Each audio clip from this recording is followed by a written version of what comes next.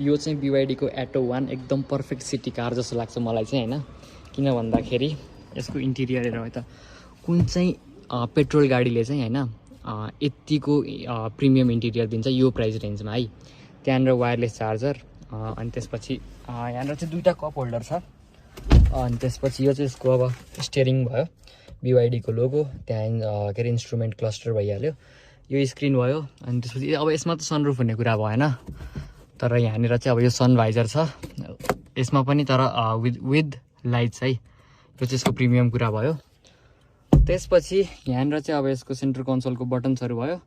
Unless त्यो BYD को एटो 2 जस्तोमा चाहिँ एटो 2 एटो 3 मा चाहिँ मोस्ट अफ द कुराहरू स्क्रिनमै कन्ट्रोल हुन्छ। सो यसमा पनि त्यस्तै कुरा छ।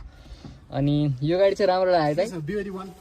BYD 1 ठिक छ। सिटी कारमा हेर्दाखेरि चाहिँ यो गाडी धेरै ठिक छ जस्तो लाग्छ मलाई चाहिँ, सिटी कारको लागि। अनि यस्तो गाडीहरूलाई अब हाइवेतिर लिएर जान नट गुड हैन।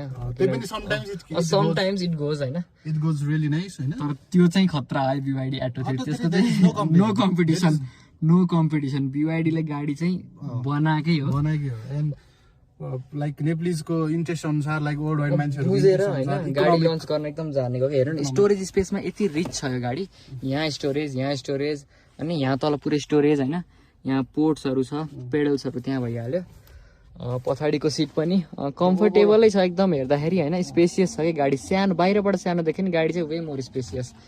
यहाँ चाहिँ भयो FM हो यो चाहिँ। गाडी चाहिँ एकदम ठिक छ है। तल BYD को एटो 1